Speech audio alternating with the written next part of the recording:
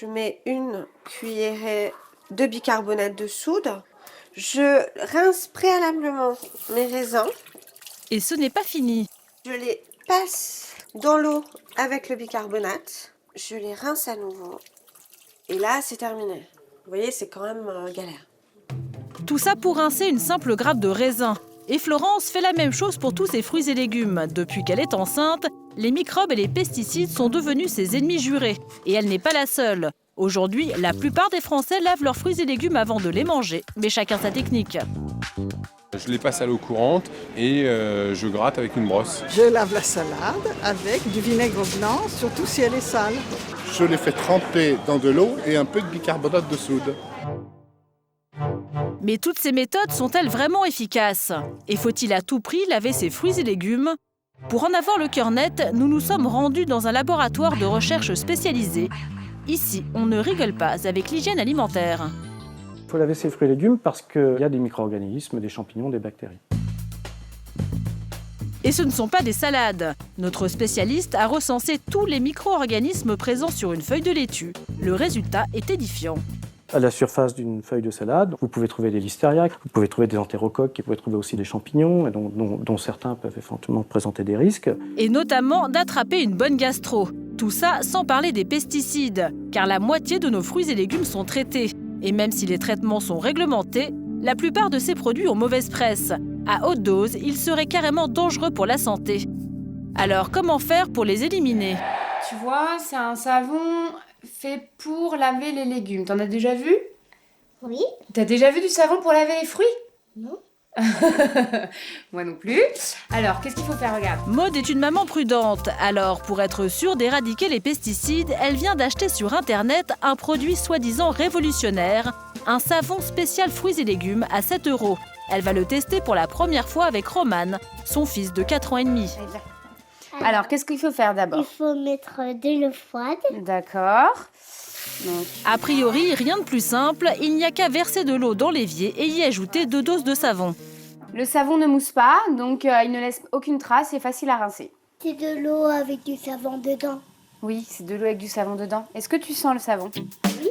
Une odeur de savon, mais qu'en est-il du goût? Après un bon rinçage, place à la dégustation. C'est Roman qui goûte le premier. Il n'y a pas de goût de savon. Trop bon. Maud sera-t-elle du même avis? Les tomates et les concombres n'ont pas du tout le goût de savon, donc résultat réussi. Tu vois, j'avais dit. Oui, tu me l'avais dit. Facile à utiliser et sans goût, a priori le savon a tout bon. Mais est-il vraiment efficace? Notre spécialiste a tenu à vérifier. Il a donc comparé 2 morceaux de tomates. Le premier lavé au savon, le deuxième simplement rincé à l'eau claire. Et là, surprise, pas de différence significative entre les deux. On voit bien que lorsque l'on lave avec du savon, il y a autant de micro-organismes pratiquement qui poussent que lorsqu'on lave avec l'eau courante. Rien ne vaut donc l'eau du robinet pour éliminer la plupart des bactéries et pesticides, à condition de les laisser tremper suffisamment longtemps. La preuve avec cette courgette. À gauche, les bactéries restantes après un rinçage de 30 secondes. À droite, le résultat après 1 minute dans l'eau. Il ne reste plus rien.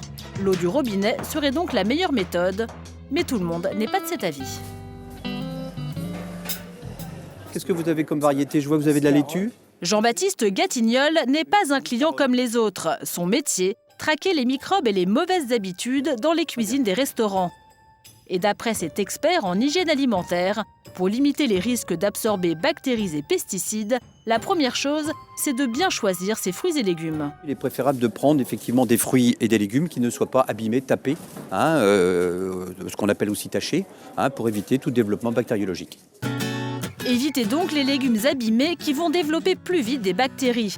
Mais notre expert en hygiène va plus loin. Pour lui, le principal risque, ce sont les germes dus aux différentes manipulations. L'agriculteur, le transporteur, le primeur, tous ont été en contact avec les aliments. Et en France, le port des gants n'est pas obligatoire. Résultat, nos fruits et légumes sont de vrais nids à microbes. Raison de plus pour bien les laver. Voilà, bonne journée, bonne fin de journée, au revoir. On va aller voir la famille de Maud pour leur donner quelques recommandations. Jean-Baptiste. Enchantée, Maud.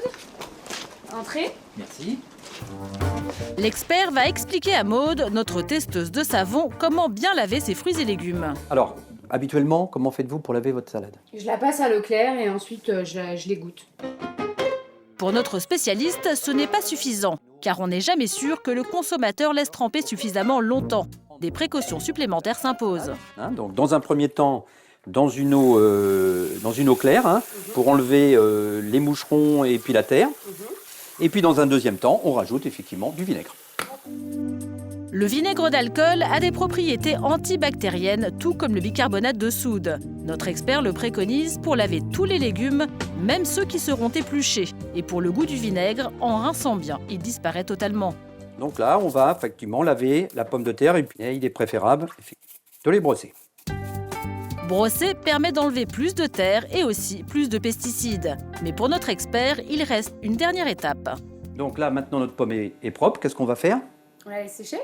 Pourquoi pas? Ou alors, on va utiliser... Un torchon peut-être? Oui, je préférais qu'on utilise un essuie-tout, puisque l'essuie-tout est à usage unique. D'accord.